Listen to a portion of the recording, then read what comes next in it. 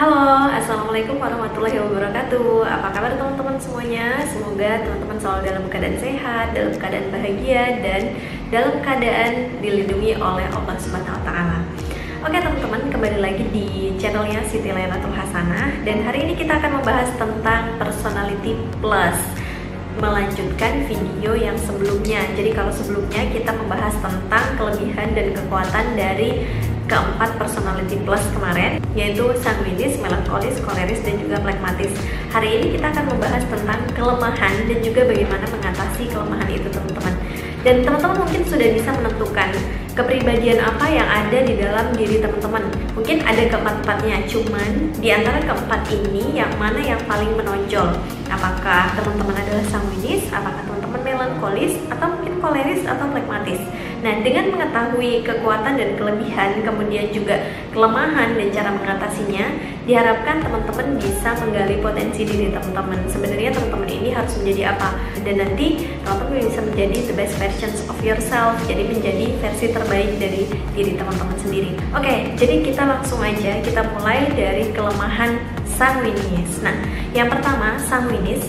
Kemarin kita sudah sebutkan bahwa sanguinis ini adalah orang yang suka sekali berbicara teman-teman. Kelebihan dari sanguinis ini bisa selalu menghidupkan suasana.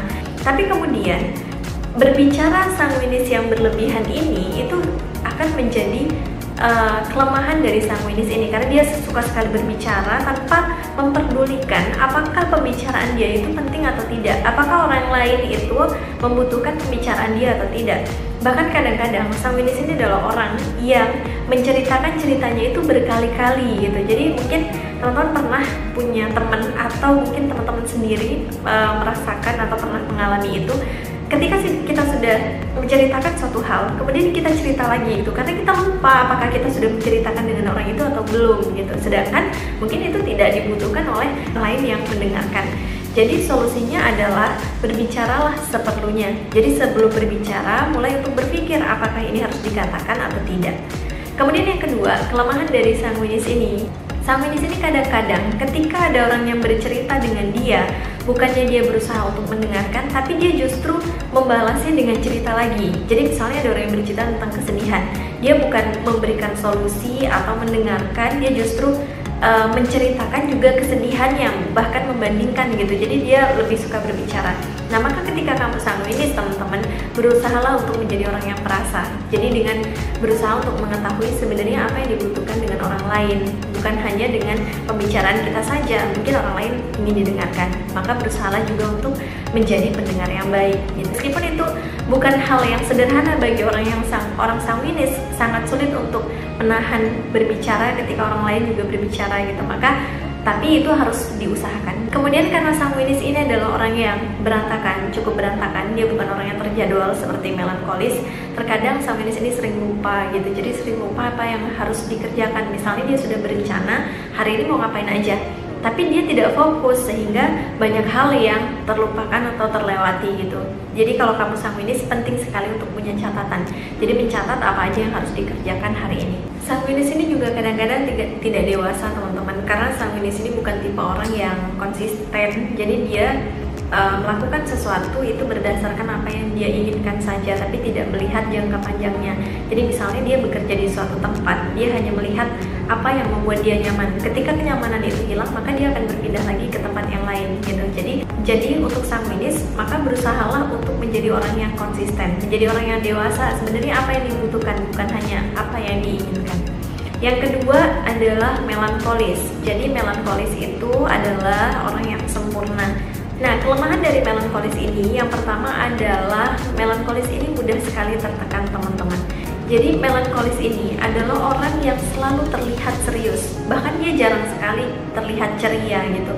Kadang orang tidak bisa membedakan apakah dia itu dalam keadaan bahagia atau sedih gitu, karena wajahnya selalu serius gitu. Itu adalah melankolis. Dan melankolis juga orang yang mengambil sesuatu itu sangat serius, jadi take everything so seriously gitu teman-teman. Nah, ketika kamu melankolis, maka mulailah untuk banyak-banyak tersenyum. Jadi mulai juga untuk memperhatikan sekitar, bahwa kita tidak bisa selalu berwajah serius gitu, karena orang lain juga butuh kita tersenyum, apalagi orang-orang terdekat kita, agar mereka tahu kapan kita sedih, kapan kita bahagia. Melankolis ini mudah sekali untuk memasukkan segala sesuatu itu ke dalam hati.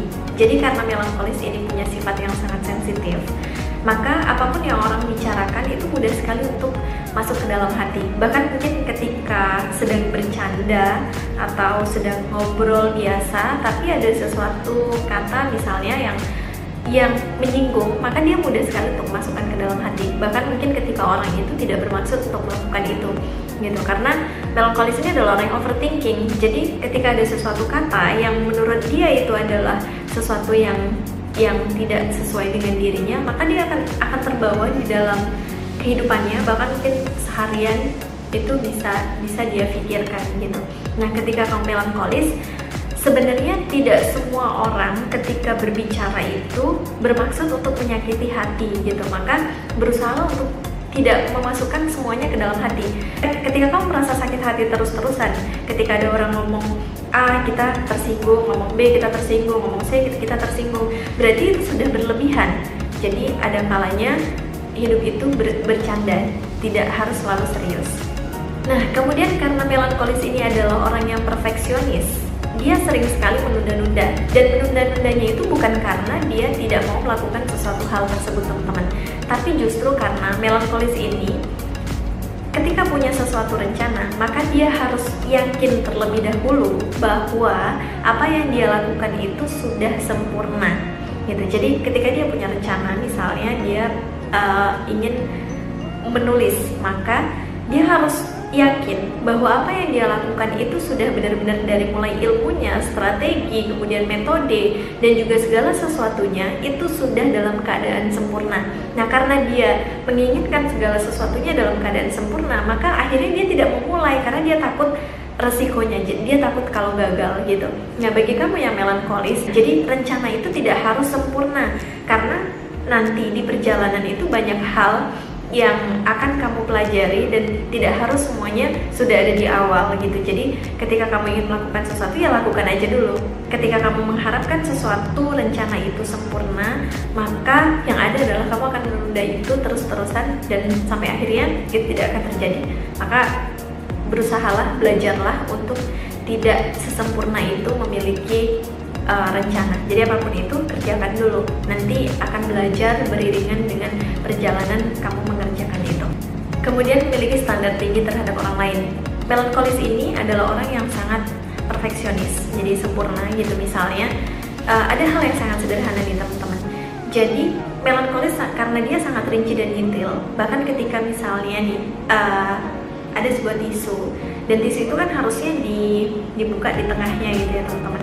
Nah, bagi orang-orang yang bukan melankolis, misalnya kayak sanguinis yang berantakan, dia akan biasa aja untuk ambil tisu itu, bahkan mungkin sampai sobek, ketika membuka itu sampai sobek gitu. Nah, bagi melankolis itu sangat mengganggu pikirannya gitu, dan melankolis itu terkadang mempunyai standar tinggi terhadap orang lain, berharap orang lain itu memiliki sifat yang sama dengan dia.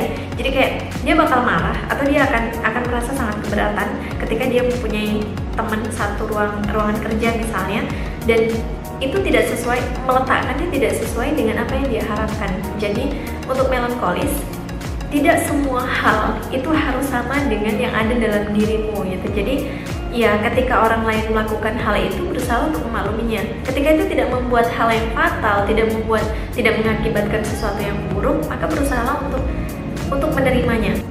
Kemudian yang ketiga adalah koleris. Nah, koleris ini adalah orang yang kuat dan pekerja keras, teman-teman. Dan seperti yang saya bilang di video sebelumnya, bahwa koleris ini adalah tipe pemimpin. Tapi ada hal yang kemudian bisa menjadi kelemahan dari koleris.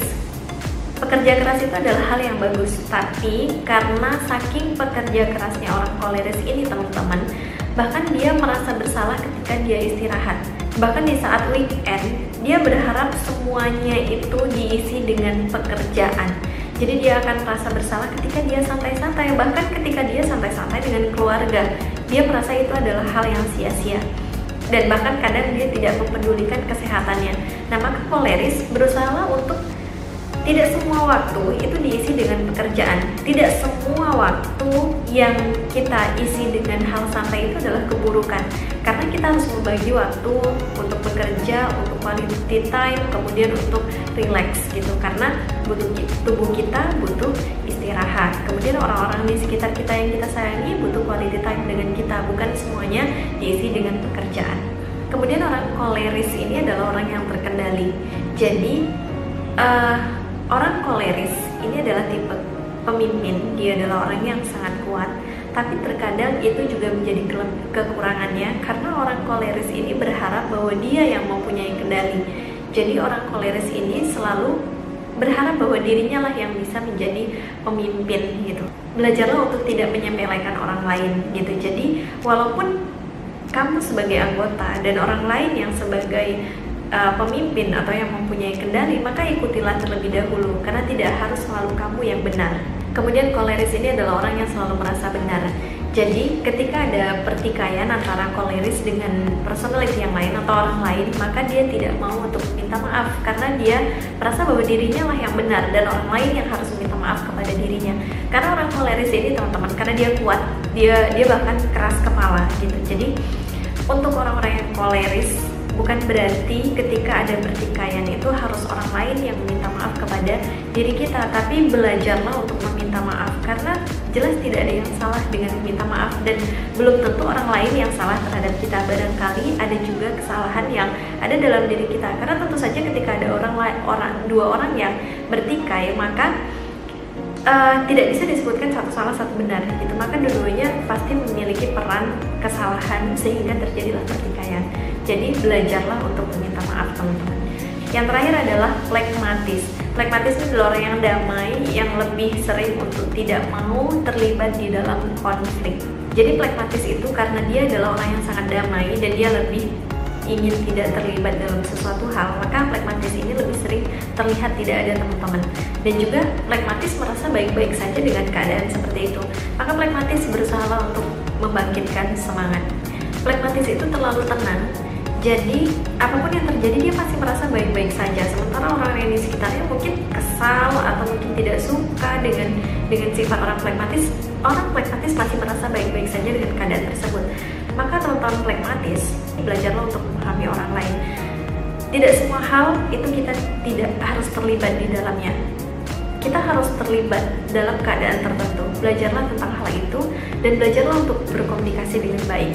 Dan phlegmatis ini lebih sering tidak mempunyai pendirian, karena phlegmatis itu lebih suka menjadi follower teman-teman. Nah, bahkan misalnya nih, phlegmatis ketika dia sedang belajar, kemudian diajak dengan orang lain untuk mungkin jalan-jalan atau hangout dan lain-lain, dia akan sulit sekali untuk mengatakan tidak. Jadi dia akan mengikuti saja apa yang ada di sekitarnya, apa yang ada di lingkungannya. Dia lebih menjadi pengikut, bukan volunteer atau pionir. Nah, maka dari itu teman-teman belajarlah untuk mempunyai keputusan. Jadi ketika teman-teman sudah mempunyai target, sudah mempunyai tujuan, balik lagi dengan tujuan itu. Teman-teman phlegmatis, meskipun itu susah dilakukan oleh orang phlegmatis, karena dia ketika dia mengatakan tidak, dia takut menyinggung perasaan orang lain. Tapi pikirkan lagi apa efek dari keduanya. Misalnya hanya menyinggung orang lain, mungkin itu nanti bisa dikomunikasikan lagi. Itu kenapa phlegmatis harus belajar berkomunikasi. Tapi ketika kalian sulit untuk mengatakan tidak dan tetap mengikuti apa yang seharusnya tidak kalian kerjakan, dan itu mengganggu goals kalian, maka goals kalian tidak akan tercapai, maka efeknya akan lebih besar ketika kalian mengatakan iya. Maka pertimbangkan itu teman-teman phlegmatis.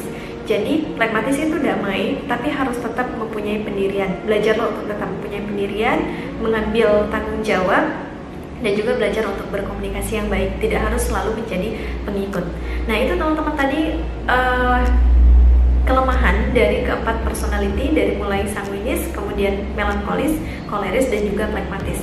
Nah teman-teman, setelah mengetahui kekurangan dari kalian, mungkin kalian bisa lebih memahami sebenarnya apa yang terjadi dalam diri kalian itu teman-teman. Karena orang lain mudah sekali untuk mengenali orang yang lainnya gitu. Sedangkan untuk mengenali diri sendiri itu sangat sulit. Nah ini waktunya teman-teman untuk memahami sebenarnya teman-teman ini sifatnya seperti apa yang dibutuhkan oleh teman-teman. Dan pertama, putuskan dulu teman-teman di antara keempat itu yang mana yang paling menonjol. Kemudian yang kedua, perhatikan kelebihannya dan juga perhatikan kekurangannya. Dan dengan mengetahui personality plus ini banyak sekali kelebihannya teman-teman. Yang pertama itu tadi, jadi mengetahui tentang diri kita sendiri sehingga kita bisa menggali potensi diri kita sendiri. Yang kedua adalah kita bisa memaklumi orang lain.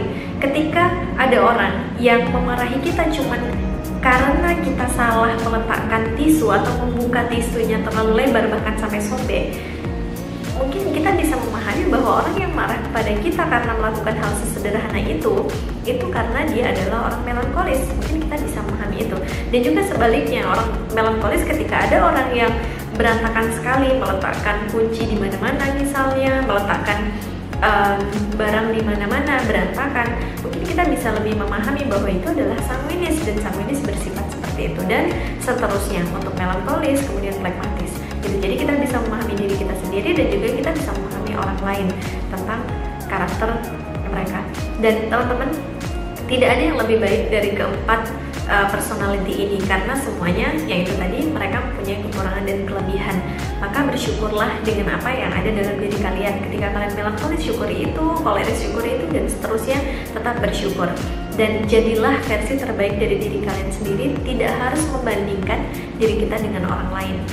Karena ketika kita berusaha untuk membandingkan, misalnya ada orang yang menjadi pemimpin, kemudian kita memaksa untuk menjadi pemimpin, sementara kita ini adalah orang yang punya karakter flekmatis, maka itu sangat susah teman-teman gitu. Jadi biarkan orang lain yang menjadi pemimpin karena dia yang punya karakter itu, dan kita bisa mengambil peran kita yang lain sesuai dengan karakter kita. Demikianlah teman-teman penjelasan tentang kekurangan dan juga bagaimana untuk mengatasi dari keempat personality ini. Dan mudah-mudahan itu sangat membantu untuk teman-teman untuk memahami diri teman-teman sendiri dan juga memahami orang lain. Terima kasih teman-teman. Sampai jumpa di video selanjutnya. Semoga hari ini menyenangkan, membahagiakan, semua target-target bisa tercapai. Terima kasih. Wassalamualaikum warahmatullahi wabarakatuh.